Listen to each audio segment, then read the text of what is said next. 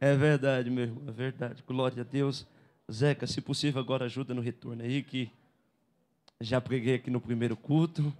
E vamos lá de novo. Glória a Deus. Deus é bom todo o tempo. 2 Coríntios, capítulo 12. Quem me ouviu ontem vai me ouvir de novo. Glória a Deus. Os músicos estavam lá. Mas vocês cantaram a mesma música, então eu posso pregar a mesma mensagem. Glória a Deus. 2 Coríntios, capítulo 12. Se não esgota meu estoque de mensagem, meu irmão. Então, ontem, hoje de manhã, o povo está gostando de me ouvir. Hoje à noite, da tarde à noite. Vamos lá. 2 Coríntios, capítulo 12. Falamos assim, irmãos, brincando, mas é sempre uma responsabilidade grande e um privilégio maior ainda poder compartilhar a palavra do Senhor. Todas as vezes, por mais que a gente prega, sempre, constantemente, principalmente na nossa igreja, que nós vamos tendo não só confiança, né, mas já intimidade com o público que nos ouve, mas todas as vezes o coração aperta, dá um frio na barriga, vem uma vontade forte assim, você dá aquele frio, aí vai passando. E que nunca se perca isso no meu coração, no seu coração, porque isso é o temor de Deus e a reverência pela palavra do Senhor.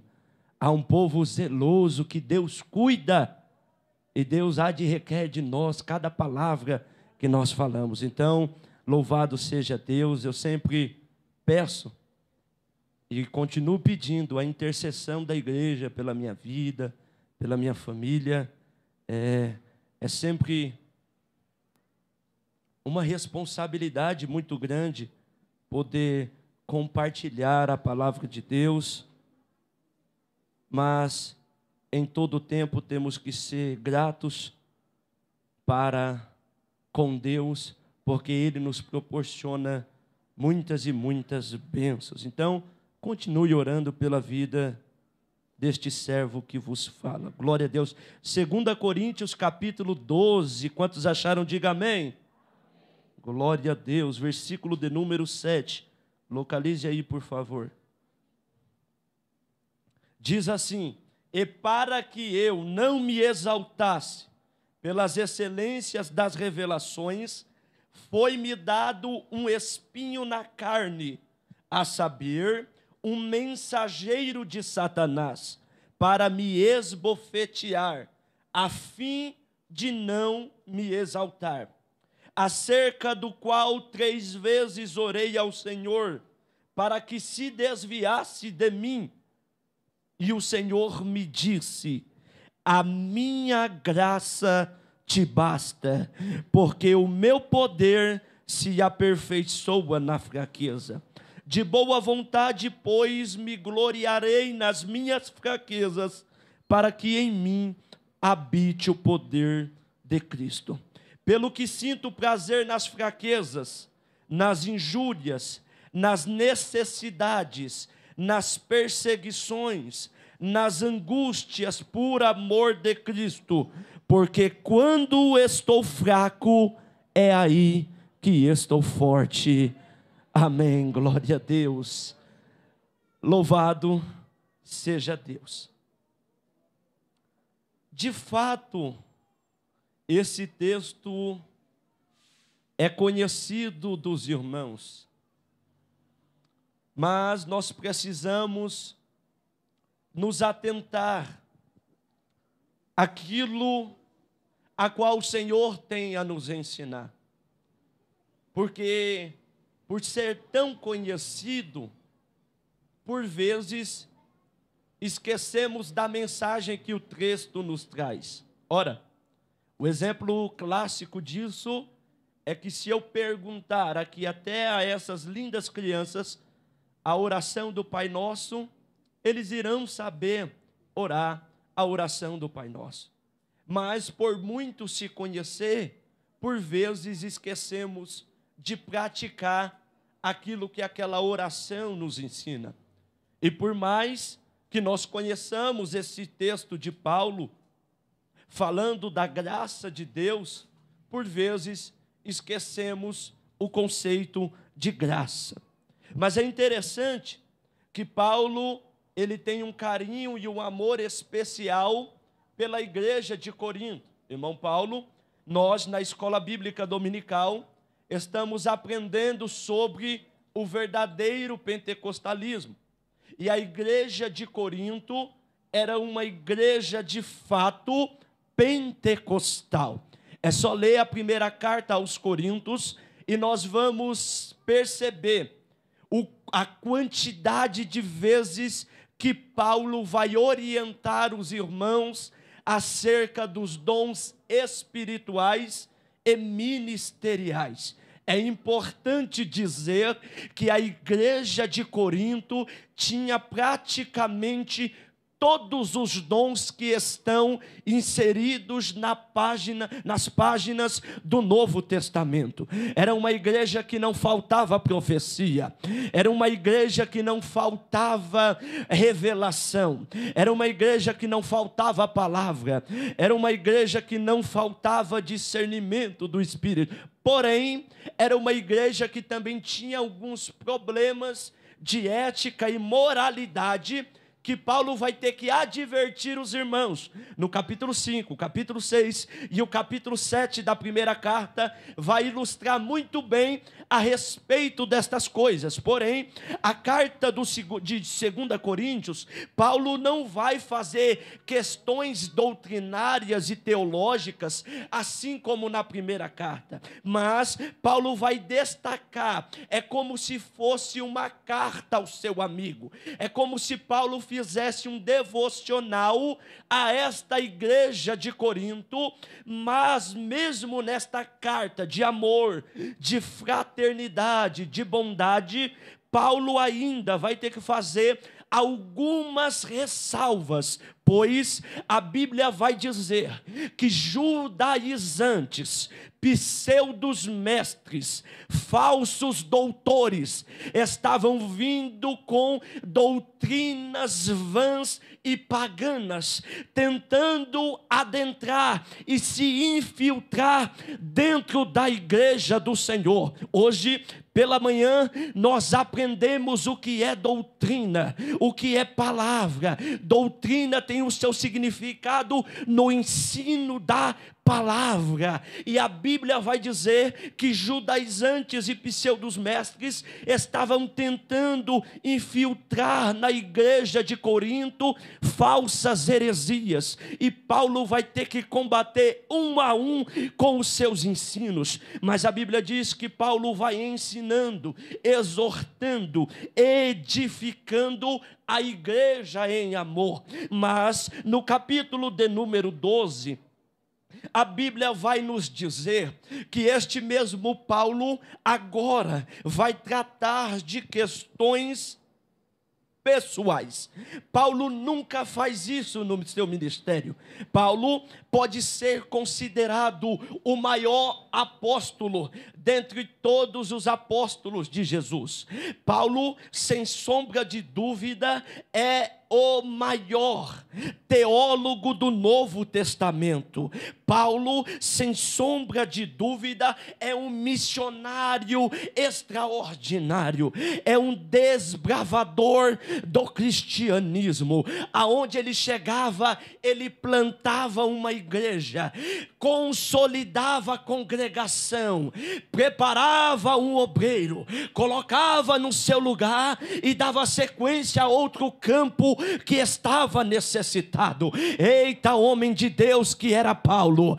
Ele tinha sabedoria em suas palavras, ele tinha espiritualidade em seu ser. Este Paulo é um homem a qual vai se destacar dos demais apóstolos, pois este Paulo é o único dentre todos os apóstolos que faz questão e menção para se pregar aos gentios, agradecer agradecemos pela vida de Paulo, pois se não fosse o apóstolo dos gentios, talvez esse evangelho não teria chegado a nós outros, considerados gentios.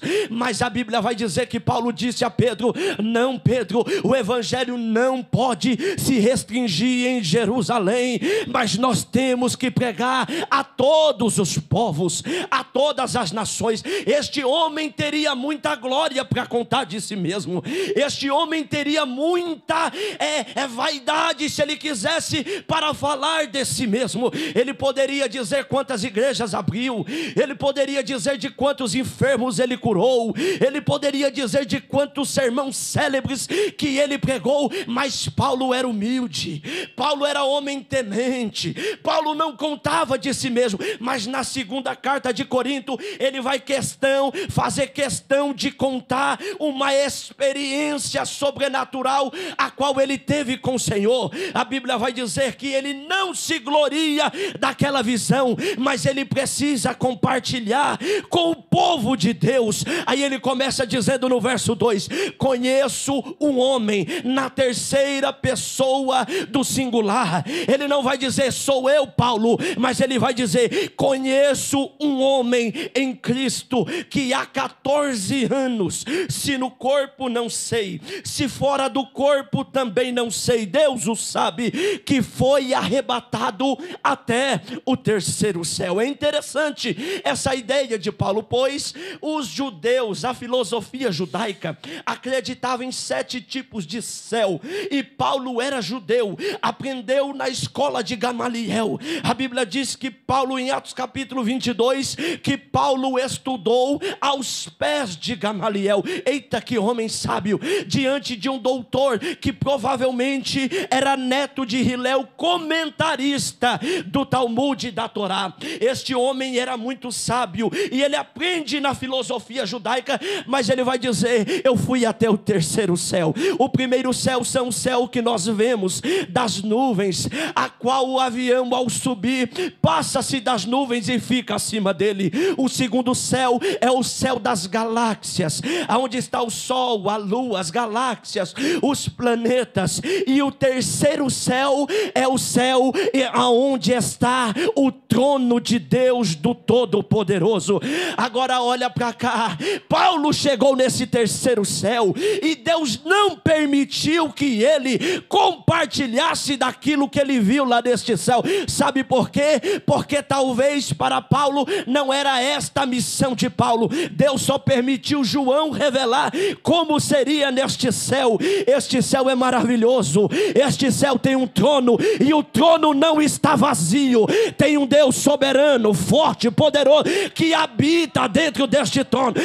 Este céu é tão glorioso que a Bíblia vai dizer que do limiar deste céu havia um rio, e este rio alegra a cidade de Deus, o santuário da morada do Altíssimo. Este céu é maravilhoso. A Bíblia vai dizer que este céu compõe várias classificações. Meu amigo Ezequias, o céu é um lugar organizado. Na igreja nós organizamos o culto. Temos o grupo das crianças, o grupo dos adolescentes, o grupo dos jovens, o grupo dos músicos, o grupo das irmãs, o grupo dos varões, os obreiros. A igreja é organizada, mas o céu é mais organizado do que a igreja, porque a Bíblia vai dizer que lá no céu existe uma classe separada de qualquer outro, que são 24 anciões, velhinhos da cabeça branca. Mas lá no céu a adoração não para. Meu irmão e minha irmã que me ouve esta noite, se você não gosta de adorar, eu sinto muito lhe informar, mas no céu não vai ter outra coisa para fofocar, não vai ter outra coisa para fazer. Não pode falar mal da vida do outro, lá não pode mentir, lá não pode pecar. Mas no céu é lugar de adoração, é lugar de louvor, é lugar de exaltação ao nome bendito do Senhor. E esses velhinhos, eles não são os velhinhos cansados, eles não ficam tristes com o barulho do louvor, Zeca. Eles não ficam irritados quando o grupo está cantando. Pelo contrário, é eles mesmos que puxam o hino e o coro, e eles chegam diante do trono de Deus. E a Bíblia vai dizer dizer, Apocalipse capítulo de número 5, que eles se prostram diante do trono de Deus e diz: digno és de se receber honra, glória e poder. Por quê? Porque tu criaste todas as coisas e somente a ti a nossa adoração. É lindo. Mas não para por aí. Neste mesmo ambiente também tem 6 seres que estão divididos de 2 em 2. Um cobrem os rostos, o outro cobrem os pés, e os outros 2 estão voando por cima do trono de Deus, cantando, dizendo: Kadosh, Kadosh, Kadosh, Santo, Santo, Santo, Santo é o Senhor dos exércitos, e toda a terra está cheia da sua glória. Cadê a igreja que pode cantar? Santo, Santo, Santo, Santo é o nosso Deus.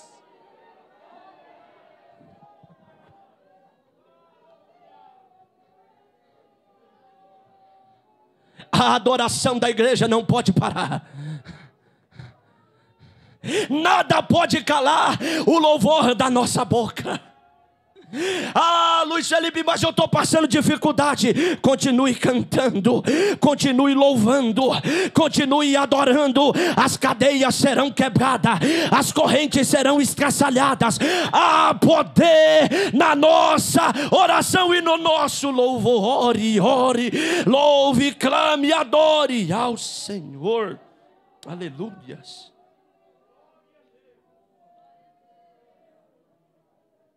Mas este Paulo é muito sábio. E ele não vai fazer questão de se gloriar por aquilo que ele vê. Lá vai outro ensinamento que Paulo nos dá. Nesta igreja, o único nome que deve ser glorificado é o nome do nosso Deus. Aqui não tem aplausos para homem. Aqui não tem louvores para os homens e as mulheres. Mas o nosso tributo é exclusivo ao nosso Deus. Não há disputa de quem canta melhor. Não há disputa de quem toca melhor. Não há disputa de quem prega melhor. Por quê? Porque não fazemos para agradar os homens, mas fazemos para exaltar ao nome daquele que é digno de toda honra e toda glória. Aí ele vai dizer: ora, não foi me permitido contar o que eu vi lá. São palavras inefáveis. Mas eu preciso contar agora uma experiência que me perturba há anos. E para que eu não me exaltasse por tudo que eu já vivi com Deus, foi-me dado um espinho na carne.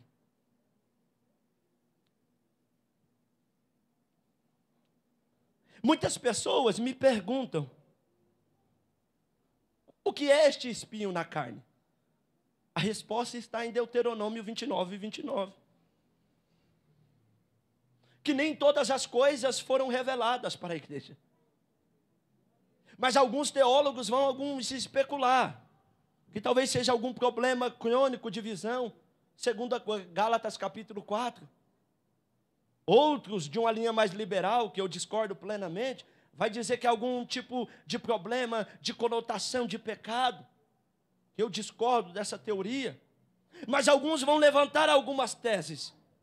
Mas eu sei o que é este espinho na carne. A Bíblia diz logo a seguir: é um mensageiro de Satanás, a fim de esbofeteá-lo.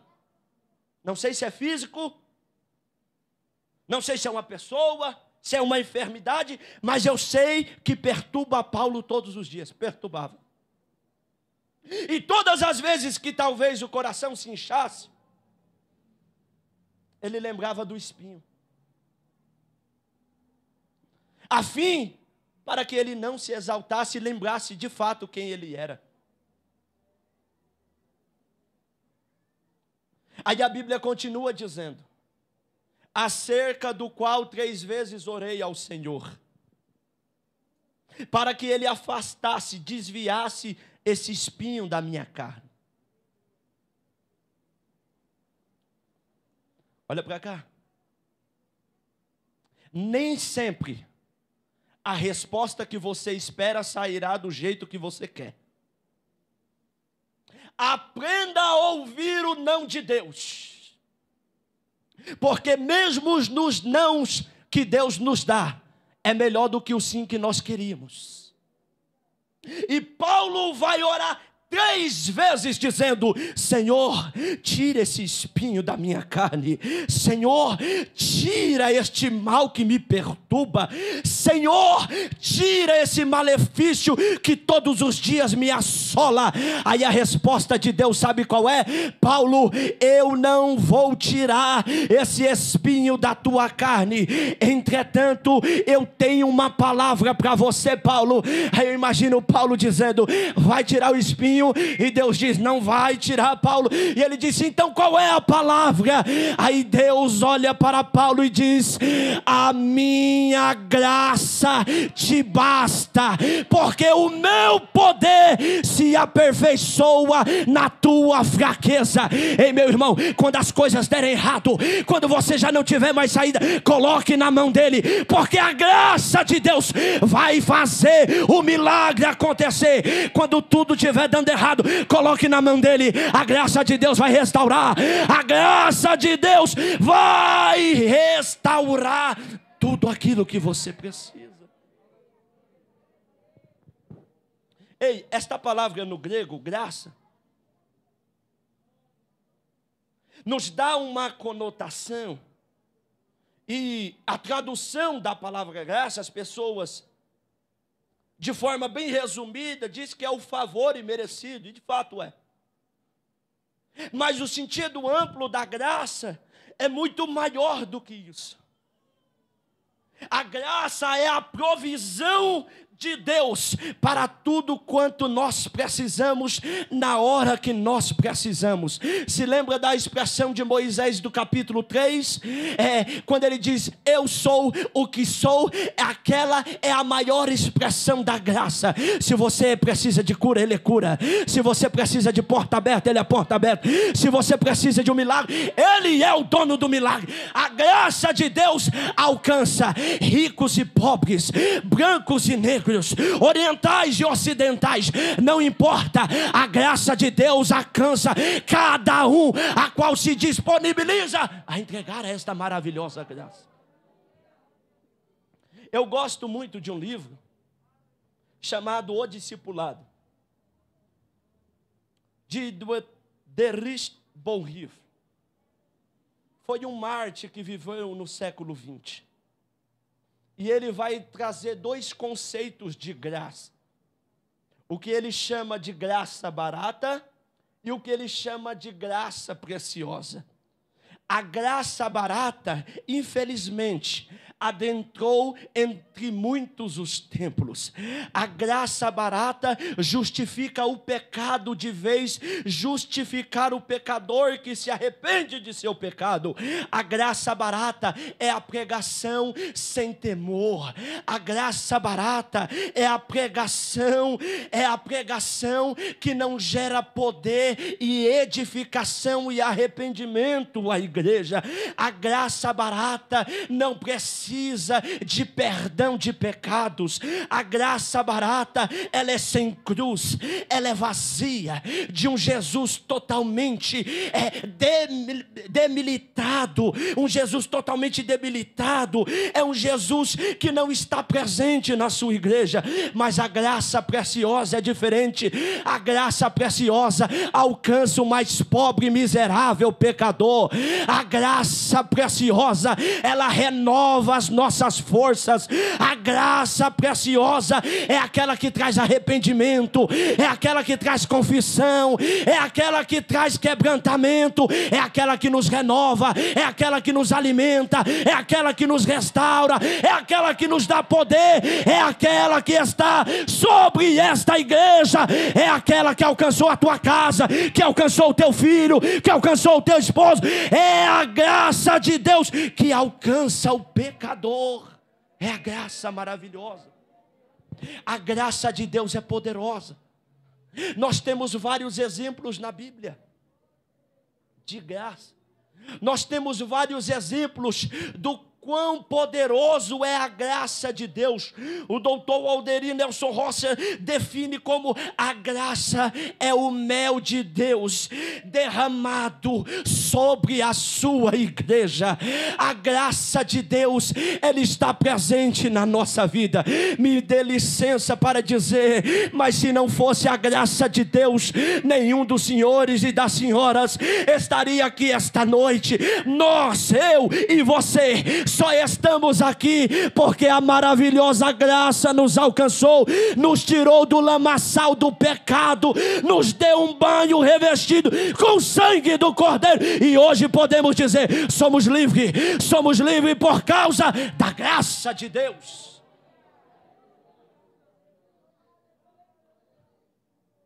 Aí ele continua dizendo, de boa vontade, pois me gloriarei nas minhas fraquezas. Eu não conheço ninguém, gente. Não conheço ninguém, irmão, que fica feliz quando fracassa. Se uma coisa sai do nosso controle, a gente não fica feliz. Se uma coisa não sai como esperado, a gente não se alegra.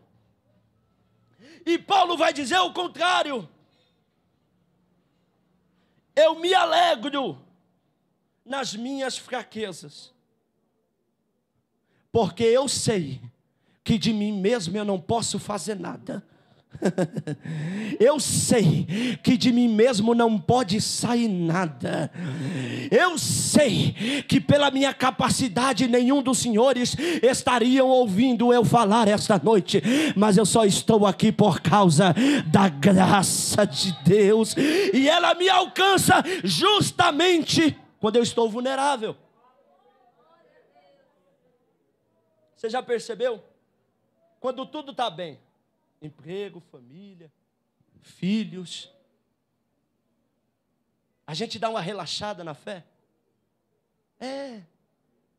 Não é que a gente se desvia, não, mas a gente dá uma afrouxada. Acordava de madrugada. Ai, meu Deus, agora está tudo certo, não preciso mais acordar de madrugada para orar. Vinha no culto de ensino, pastor Vital. Mas está uma benção a minha família. Todo mundo é crente, já não precisa mais ir no culto de ensino. Não faltava um culto no domingo. Não. Mas domingo agora eu tenho que sair com minha família, tenho que ir no shopping passear. Não vai dar para chegar na igreja no domingo.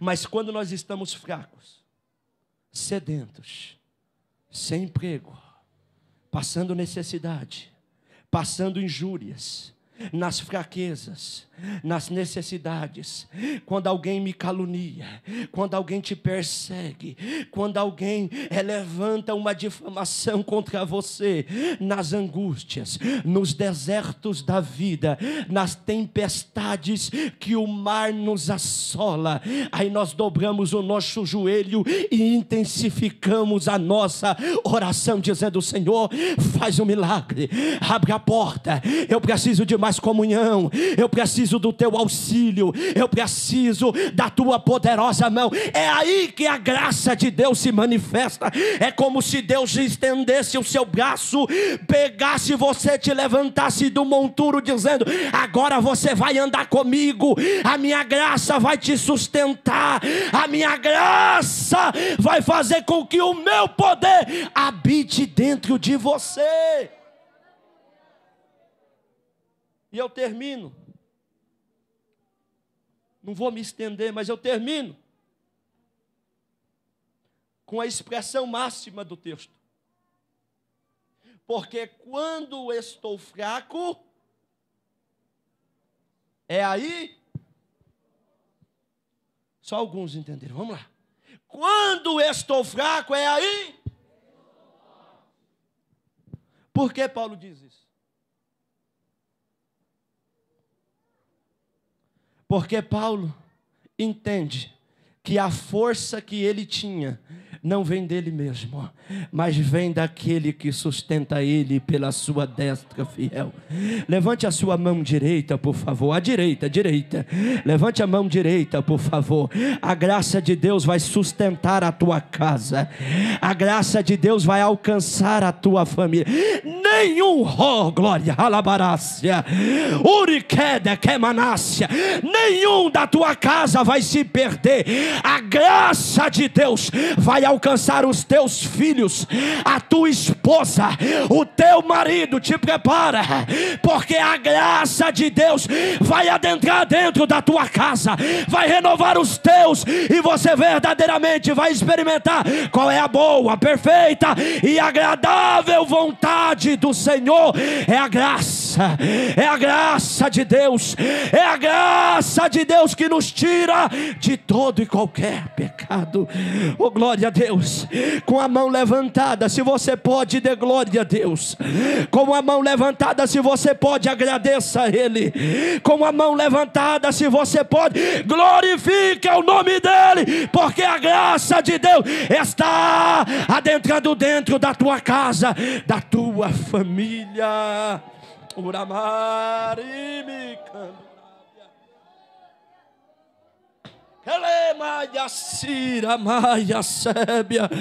A graça de Deus está sobre a igreja do Jardim Três Corações. A graça de Deus está sobre a nossa vida. A graça de Deus está nas irmãs, na nave da igreja, nas crianças, nos músicos, nos obreiros. A graça de Deus está sobre nós.